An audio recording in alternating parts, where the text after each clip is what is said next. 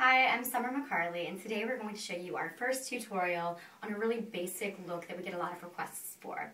That would be how to conceal under the eye properly. Okay, first thing you want to do is use a natural fiber paddle style brush for the under eye area to apply an eye cream. I like to use something with a little bit of a silicone base to it because it's going to give a smooth lay down to the concealer.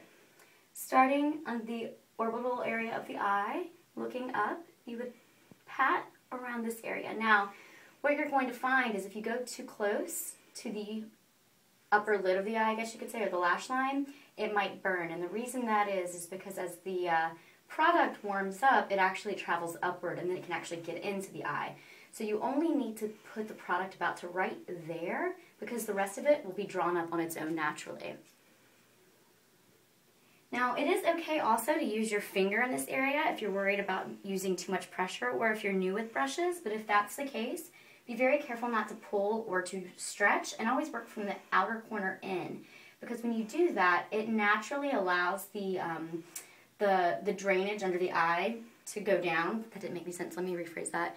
That naturally, it allows the fluid under the eye to drain out more easily to remove puffiness if you go in towards this way. Just like that. And that's another good trick too if you're at home and you've got puffy eyes. So, go here.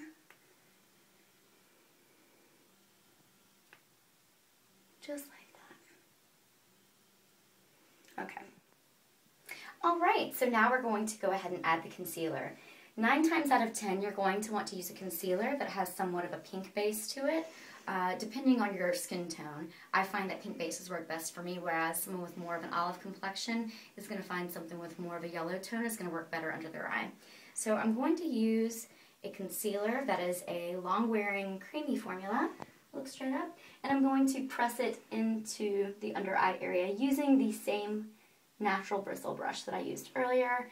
Now, a nice trick to get a really nice kind of smooth highlighted face is to pull the concealer down into what they like to call the golden triangle. Now, you would typically already have your foundation on, but if you pull down next to the side of the nose and then coming up, kind of rounding out the cheekbone, it's going to give like a smoother kind of appearance to that area of the face.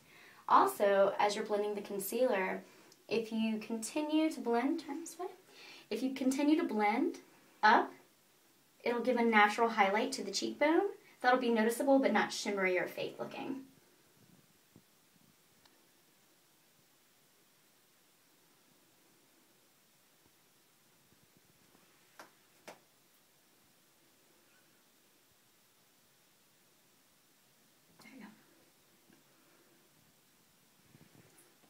Alright, so now I'm going to go in and apply a powder to set the under eye concealer.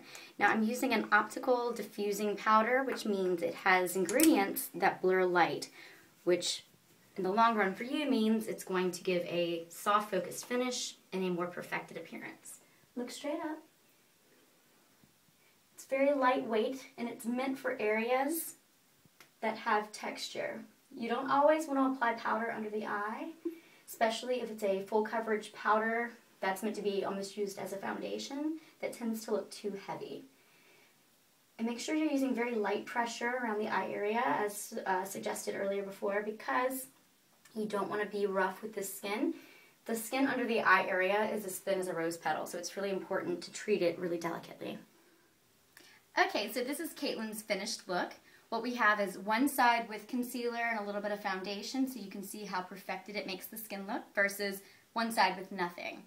What you'll notice is this side appears to be a lot more awake and a little more smooth, just refreshed altogether, whereas this side looks like she's been at school all day and probably texting people and not taking notes, you know, which she does. So, a couple of rules that we want to remember is when wearing a concealer, one, pick something that is proper for your skin type. So if you have oily skin, pick something that's oil absorbing that contains a good amount of silica, or something that is long wearing. 2, if your skin is dry, you want to pick something that isn't going to enhance dryness. So something that is sheer or lightweight or hydrating, maybe even a little bit of light diffusing. Secondly, feel free to try a few different shades out. I recommend doing one undertone that's a little yellow on one side, one undertone that's maybe a little more on the pink side on the other, That way you can figure out what's going to best mask your dark circles, because dark circles can range from anything from green, purple, blue to red, honestly. And then lastly, make sure you set it with something really lightweight and light diffusing so it doesn't enhance any texture under the eye or make the area look heavy or cakey. And that's really it. You did a great job. High five. Thank you. Yeah. Thanks for watching QuiteCheeky.com.